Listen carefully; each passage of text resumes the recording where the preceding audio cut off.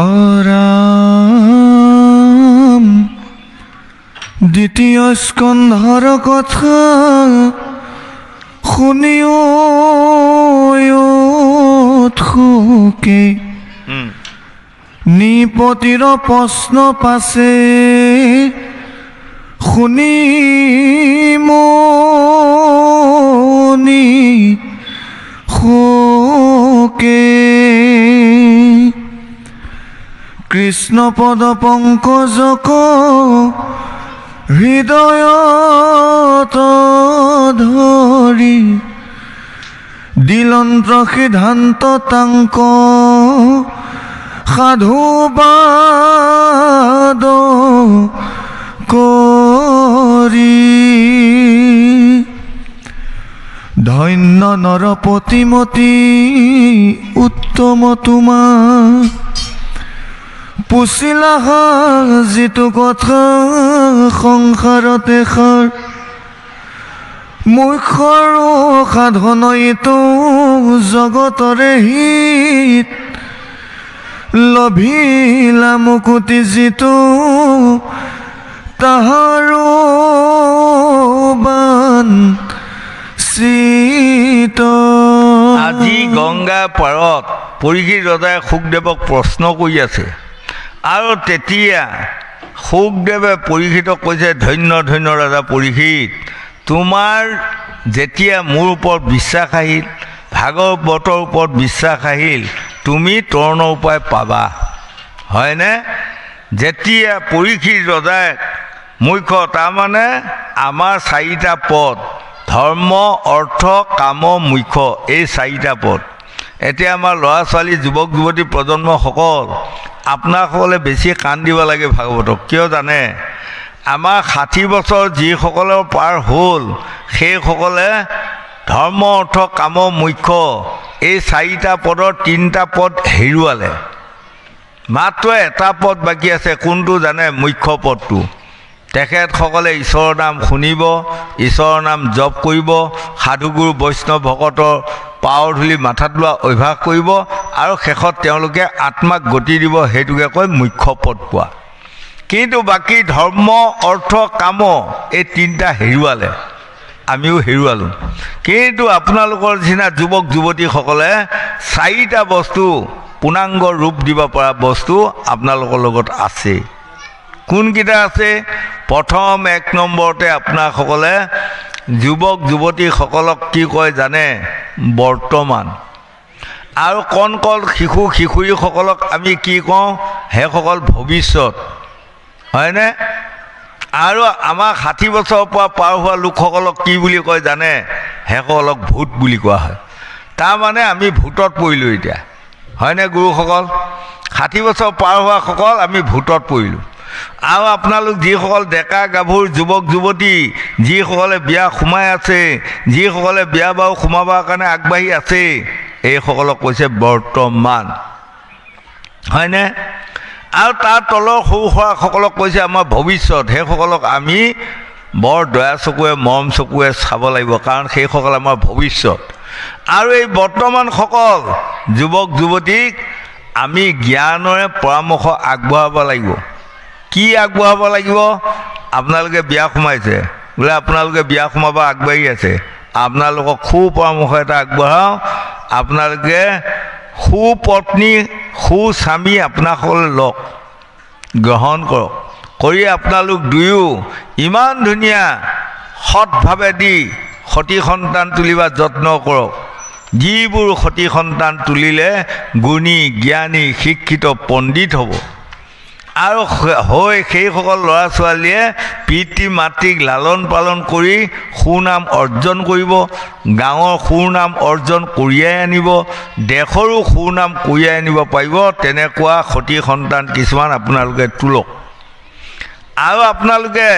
বিয়া সোমাই জধাই মধাই সতী সন্তান কিছুমান নুতুলিব জধাই মধাই কিছুমান যদি নৰাধম সতী সন্তান তোলে তেনেহ'লে আমাৰ এই ভূতসোপা যে আগে মৰি যাম এতিয়া কালি পৰহি মৰি যোৱা আত্মাসকল যদিও স্বৰ্গত থকা যায় আপোনালোকৰ ল'ৰা ছোৱালীসকল যদি এই অসম ভূমি ভাৰত ভূমিত যদি বা বিশ্বৰ ভূমিখনত যদি নৰাধম সতী সন্তান কিছুমান আপোনালোকে তুলি দিয়ে সেইসকলৰ অতপালিৰ কাৰণে এই পবিত্ৰ পৃথিৱীখন অপবিত্ৰ হ'ব আৰু আমি যদিও স্বৰ্গত থাকোঁ স্বৰ্গৰ পৰা আহি আমি ধুম ধুমকৈ নৰকত পৰিব লাগিব হয়নে গতিকে আপোনালোকে জধাই মধাই সতি সন্তান নুতুলিব আমাৰ এই পৃথিৱীখনত আমাৰ জধাই মধাই কিছুমান সতি সন্তান তোলাৰ কাৰণে আজি দেখিছে কোনোবা মাক বাপেকে দগৰি কান্দি আছে সেইদিনা এহাল মাক বাপেকে দগৰি কান্দিছে ল'ৰাটো একদম ইমান পঢ়াই শুনাই ইমান হেৰি কৰিলে এতিয়াই ল'ৰা আনে সুধিলে সন্মানৰ খাতিৰত কি কয় জানে ল'ৰাটো ভাল হয় কিন্তু সি মদ পানী খাই দিনটোত 4খন কাজিয়া নালাগিলে নহয় আৰু ৰাতি উঠি মাক বাপেকে দুয়ো কান্দি থাকে তেতিয়া সেই মানুহ দুইজনে মানে মোৰ ওচৰত গোপনে এইখন কথা কৈছিলে কোৱাৰ লগে লগে মই কৈছোঁ আপোনাৰ ল'ৰাটোকে অকলে নুৰুখিব দেই গোসাঁই গোসাঁনী আপোনালোক দুয়ো আপোনালোকে কি ধৰণে এই সতি সন্তান থিতি কৰিছিলে সেইমতে আপোনাৰ সন্তানটো হৈ আছে হয়নে মই আজি বুজাই দিছোঁ আপোনাৰ উঠি অহা যুৱক যুৱতী প্ৰজন্মসকল পৃথিৱী এইখন দেখিছে নহয় মাটি তাত যদি কোৰ কটাৰী মাৰি পেলাই কোনোবাই ভেন দি গুটি কেইটামান খিচে ভেন দি হ'ব মৰিচা শাক যদি কেইটামান গুটি খিচে মৰিচা শাকে হ'ব বেঙেনা জলকীয়া গুটি খিচিলে বেঙেনা জলকীয়া হ'ব মৰাপতা গুটি খিচিলে মৰাপতা হ'ব হয়নে মাটি একেখিনিয়ে চব হ'ব কিন্তু মনত ৰাখিব আমাৰ আই মাতৃসকলৰ গৰ্ভটো আমাৰ পৃথিৱীৰ লগত একেখনে গতিকে আপোনালোকৰ গৰ্ভটোত যদি তিতা গুটি খিচে গুটি খিচাও কোনোবা এজন ওলাব নহয় তেওঁ যদি তিতা গুটি খিচে তিতাই হ'ব আৰু মিঠা গুটি যদি কোনোবাই খিচি থয় মিঠা গুটিয়ে জন্ম হ'ব তাৰমানে ল'ৰা ছোৱালীবোৰ ভাল হ'ব জ্ঞানী হ'ব সৎ হ'ব হয়নে তাৰ কাৰণে মই মাজতে অকণমান কৈ যাওঁ আপোনালোকৰ এই চুবাটোত মই আহি পোৱা নাই আমাৰ অধমক আপোনাসকলে বহুতেও চিনি নাপায় আমি এটি লেখকো অসমৰ লেখক বঁটা পোৱা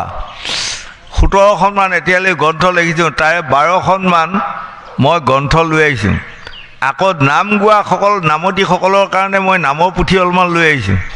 কাৰোবাক লাগিলে ল'ব 10 টকা 30 টকা 20 টকা তেনেকুৱা দাম কম দাম আৰু এখন গায়স্থ ধৰ্ম এই গায়স্থ ধৰ্মখন উঠি অহা যুৱক যুৱতী প্ৰজন্মসকল আপোনালোকে সকলোৱে এখন এখন লওক লৈ পেলাই পঢ়ক তাত পঢ়িলেই আপুনি গম পাব কেনে নিয়মত আমি থাকি স্বামী আৰু পত্নীয়ে সতি সন্তান তুলিব পৰা যায় ভাল বেয়া আপোনাসকলে গৰ্ভত থিতি হোৱাৰ লগে লগে মাক বাপেকে ক'ব পাৰিব এইটো মোৰ শিক্ষিত ল'ৰা হ'ব ডাক্তৰ হ'ব ইঞ্জিনিয়াৰ হ'ব কলেজৰ প্ৰফেচাৰ হ'ব ক'ব পাৰিব হয়নে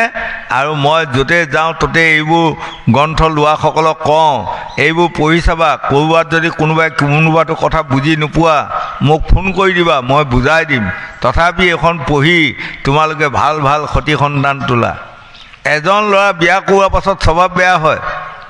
তেওঁ নিজৰ পত্নীক বেয়া দেখা হয় আনক ভাল দেখা হয় আমাৰ এইবোৰ গ্ৰন্থ পঢ়ক তেতিয়া তেওঁ বুজি পাব এগৰাকী নাৰীয়ে ছোৱালী কালত ভাল আছিল বিয়া সোমাই লৈ স্বামীক সন্দেহযুক্ত কৰা হ'ল স্বভাৱ বেয়া হ'ল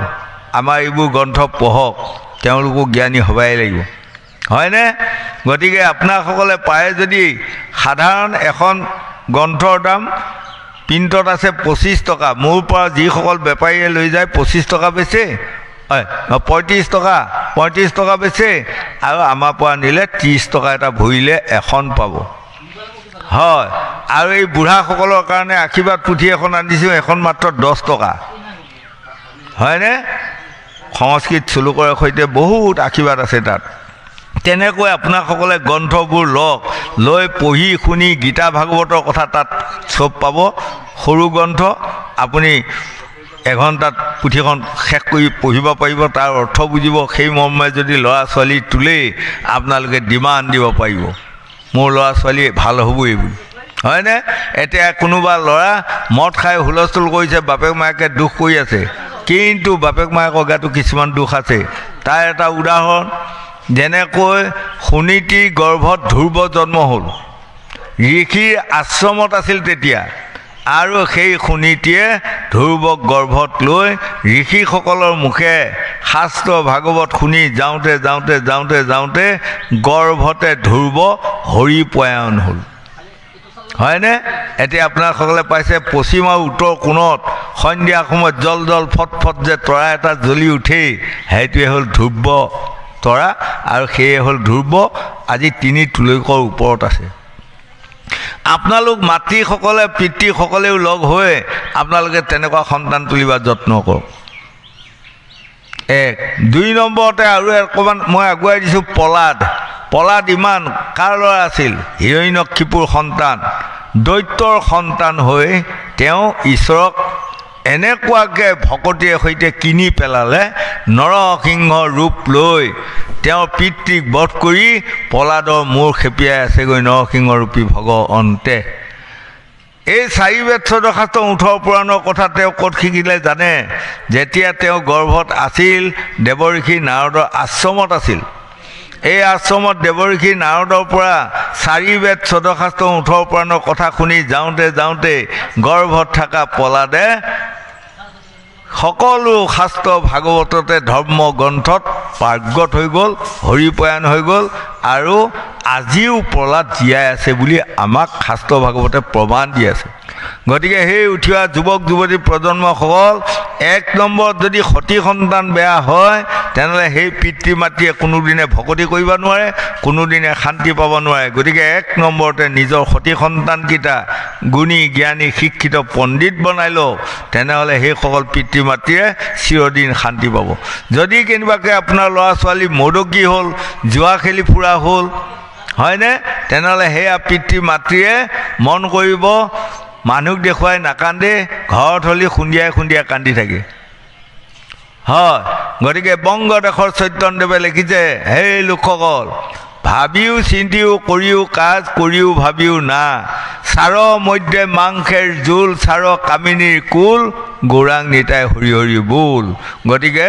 ঈশ্বৰৰ নাম লওক, সৎকৰ্মত আগবাঢ়ি যাওক। গোবিন্দ। অৰামে নাহি জ্ঞান যাৰ জাতি ধৰ্ম মাত্ৰ কৰে,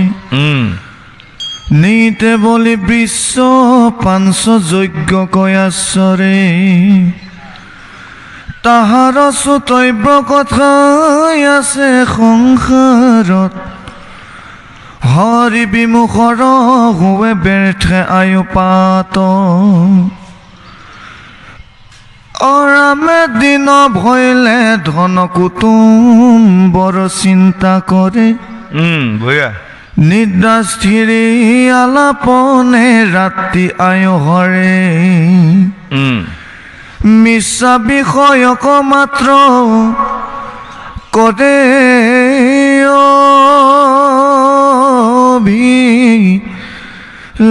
অভিলাষ, সিহেতু নেদেখে নৰে আপোনা বিনাশ। এতিয়া এইকণ বৰ ধুনীয়া কথা এটা বুজাইছে, দেখিছেনে গোসাঁইসকল গোসাঁনীসকল? আমি ধন ধানৰ লালসাত পৰি যে ভ্ৰমণ কৰি আছোঁ, আমি যে এদিন বিনাশ হ'ম, এই কথাটো আমাৰ চিন্তা আহেনে? নাহে। হয়, সেইকাৰণে আমাক কৈছে, হেৰা লোকসকল দেহ মাগত চোৱা, সত্যত এটা দাপৰ কলি, 4টা যুগে গাঁৱৰ মলি, দেহতে মিলাই লোৱা। হয়, জন্মৰ পৰা 7 বছৰ বয়সলৈ এইটো আমাৰ কি কাল গ'ল জানে? কলি কাল। 7 বছৰৰ পৰা 12 বছৰ বয়সলৈ এইটো গ'ল ঘূৰ কলিকাল। 12 বছৰ বয়স সোমোৱাৰ পৰা 60 বছৰ বয়সলৈ এইটো নাম হ'ল মহাকলিকাল। কি কাৰণত জানে? 12 বছৰ বয়স হোৱাৰ লগে লগে ল'ৰাই হওক ছোৱালীয়ে হওক আমাৰ ব্ৰেইনত ব্ৰহ্মথিতি হয়। ব্ৰহ্মথিতি হোৱাৰ লগে লগে আমাক ভ্ৰম কৰি পেলায়, হয়নে? সেইকাৰণে আপোনাসকলে পাইছে নহয়, মহামান্য ভাৰতৰ ৰাষ্ট্ৰপতি আব্দুল কালামৰ গ্ৰন্থ বাণীখন যদি আমাৰ কলেজত পঢ়া ছাত্ৰ ছাত্ৰীয়ে পঢ়িছে সেইসকলে জানিব মই কোৱা কথাখিনি তাতে আছে। আব্দুল কালামে লিখিছে, এই লোকসকল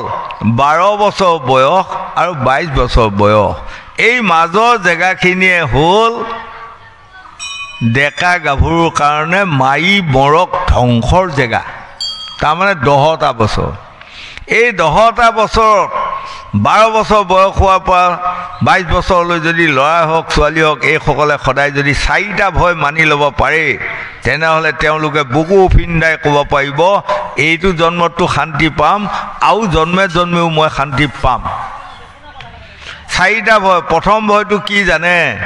ল'ৰা ছোৱালীসকল কাণ দিব মই এইটো কৰ্ম কৰিলে মোৰ পিতৃ মাতৃয়ে শুনিলে বৰ দুখ পাব গতিকে মই এইটো কৰ্ম নকৰিম সেই ভয় মানি ল'লে 2 নম্বৰ ভয়টো হ'ল মই এইটো কাম কৰা শুনিলে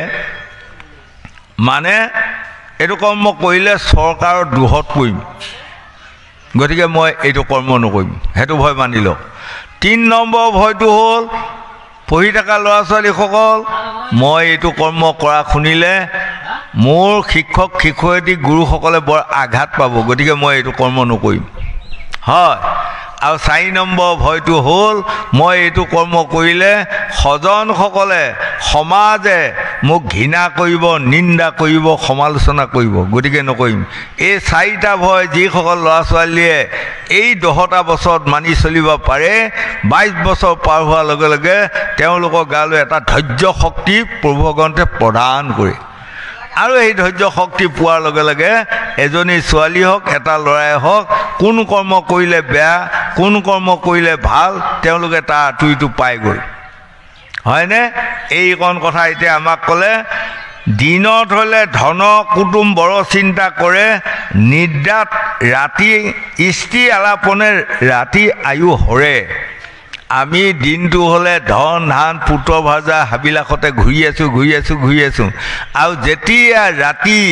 পত্নীগৰাকী সংগ মই পাওঁ বা পত্নীগৰাকীয়ে স্বামীৰ সংগ পোৱাৰ লগে লগে তেওঁলোকে সকলো কথা পাহৰি গ'ল হয়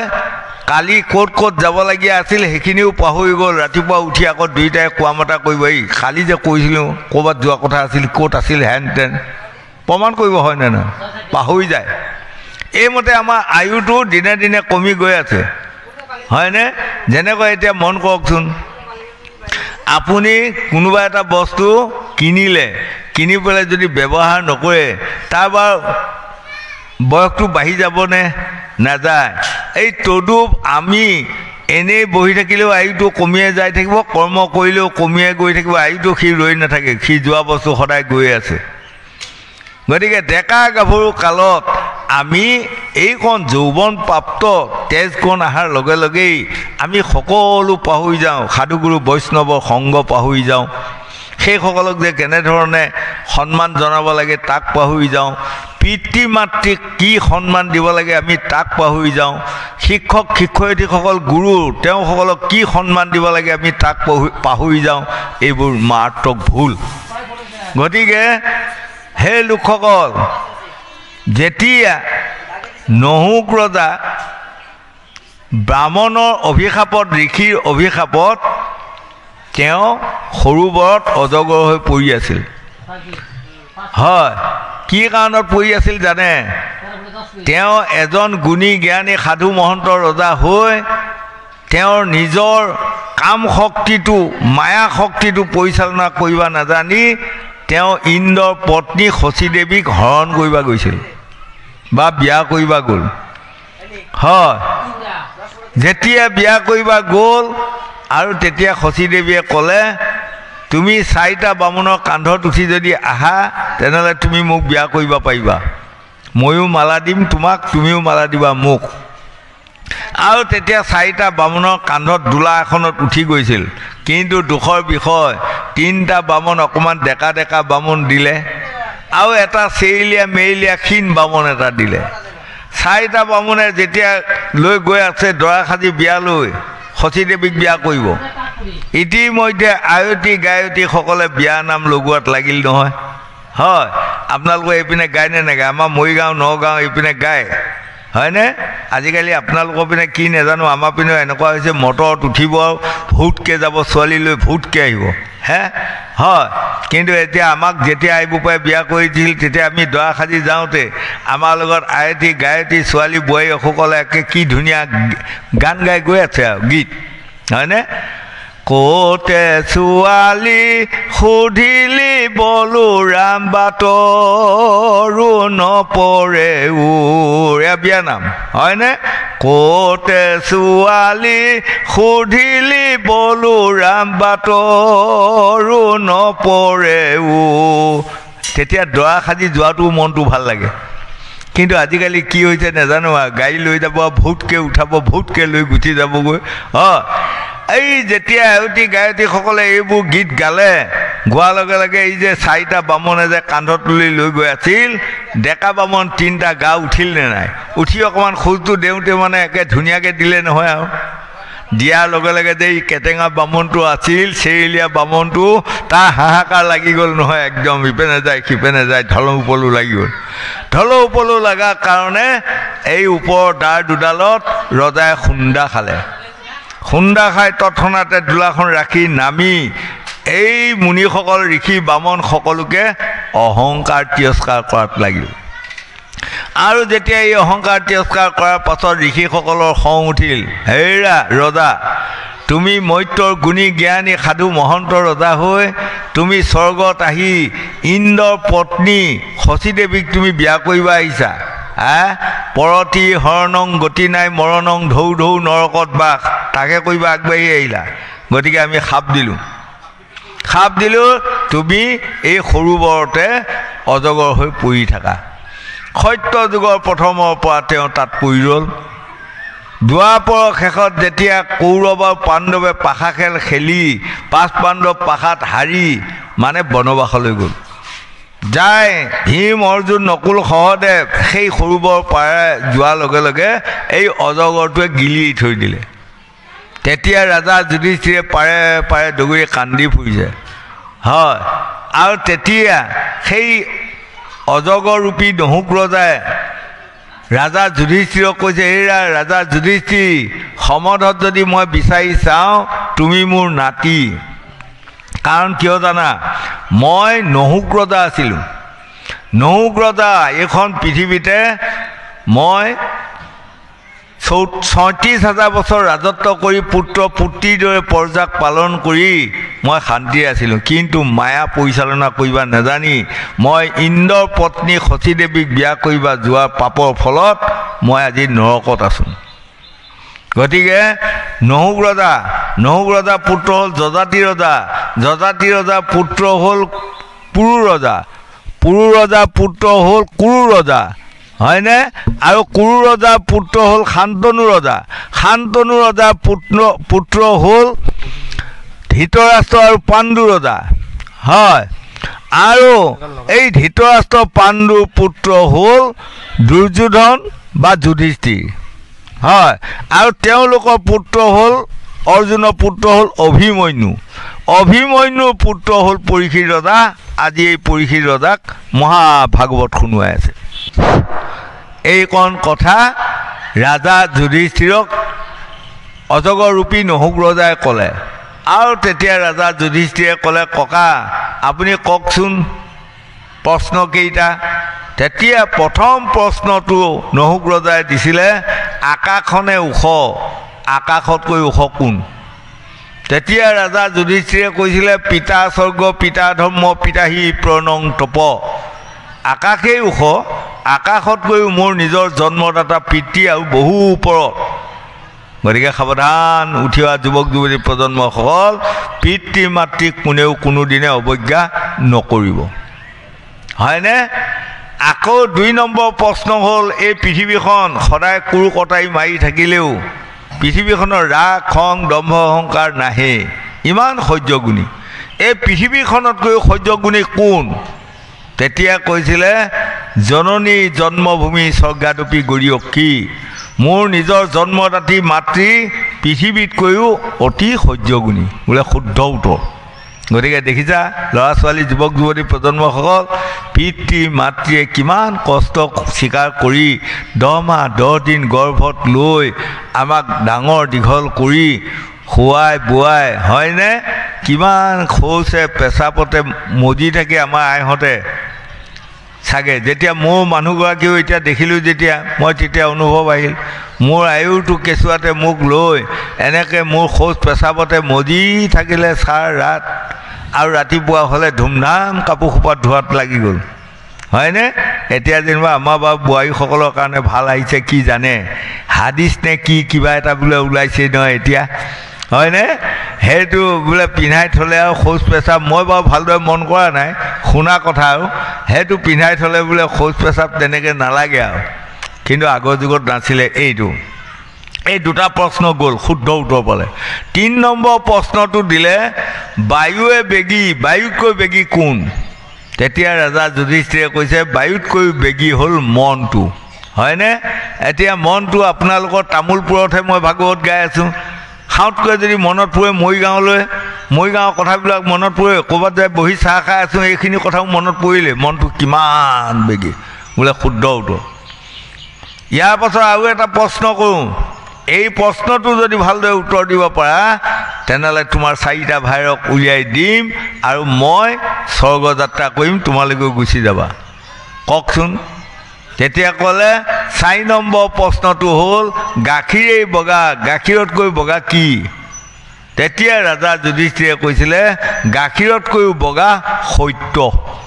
তাৰমানে ল'ৰা ছোৱালী যুৱক যুৱতী প্ৰজন্মসকল আপোনালোকে বুজি ল'ব গাখীৰ যিমান বগা তাতোকৈ বগাটো সত্য গতিকে আপোনাসকলে সত্যটো সদায় হৃদয়ত জীয়াই ৰাখিব এই সত্যটোত যিসকল ল'ৰা ছোৱালী যুৱক যুৱতী থাকেই তেনেহ'লে সেইসকলে বুকু ফিন্দাই ক'ব পাৰিব মই এদিন এই পৃথিৱীত জয়লাভ কৰিম কাৰণ স্বামী বিবেকানন্দ দেৱৰ গ্ৰন্থৰ বাণীখনত লিখিছে মনৰ দুখে চাণ্ডালে দেই অভিশাপ তাক খন্দাইতে নৰে ব্ৰহ্মাৰ বাপ এতিয়া আজি পাৰিলে পৰীক্ষিত ৰজাই সাপটো মুকল কৰিবা পৰীক্ষিত ৰজা এজন ৰজা তেওঁক কিন্তু 5 বছৰ বয়সৰ শিংগী মুনিয়েহে অভিশাপ দিলে তোমাক 7 দিনৰ ভিতৰত তক্ষকনাগে দংশন কৰক পাৰিলে জানো এবাৰ নোৱাৰিলে এই তদুপ আজি স্বামী বিবেকানন্দ দেৱে গ্ৰন্থৰ বাণীখনত লিখি থৈ গৈছে মনৰ দুখে চাণ্ডালে দি অভিশাপ তাক খন্দাইতে নৰে ব্ৰহ্মাৰ ভাৱ সেই উঠি অহা যুৱক যুৱতী প্ৰজন্মসকল মনৰ দুখত যদি জাতি ধৰ্ম বৰ্ণ নিৰ্বিশেষে কোনোবা মেলচৰ চাণ্ডালেও আপোনাক অভিশাপ দিয়ে আপুনি এৰাব পৰা ক্ষমতা নাই গতিকে কোনো দিনে ডাঙৰক আঘাত পোৱা কথা কোনেও নক'ব হয় আৰু মানে গাখীৰ বগা গাখীৰতকৈও সত্যটো বগা গতিকে সদৌ শেষত স্বামী বিবেকানন্দ দেৱে লিখি থৈ গৈছে সতৰ হয় নাই অসতৰ জয় নাই যিজন ল'ৰা ছোৱালী যুৱক যুৱতীয়ে সৰুৰ পৰা সৎ হৈ থাকিব তেওঁ বুকু ফিন্দাই ক'ব পাৰিব মোক কোনেও পৰাজয় কৰিব নোৱাৰে তাৰমানে মোক ক্ষয় কৰিব নোৱাৰে কোনেও মই সদায় জয় আৰু যিজনে অন্যায় অনীতি অধৰ্মত থাকিব তেওঁ কোনো জন্মে জয় হ'ব নোৱাৰে সদায় পৰাজয় গতিকে উঠি অহা ল'ৰা ছোৱালী যুৱক যুৱতী প্ৰজন্মসকল এইকণ কথা মই আপোনাসকলক ভাগৱতৰ জৰিয়তে আগুৱাই দিছোঁ আপোনাসকলে যদি এইকণ কথা মানি চলে তেনেহ'লে নিশ্চয় আপোনাসকলে অকল পিতৃ মাতৃকে শান্তি দিয়া নহয় দেশকো শান্তি দিব পাৰিব বুলি 4 বেদ 14 শাস্ত্ৰ 18 পুৰাণে আমাক বুজাই আছে গোবিন্দ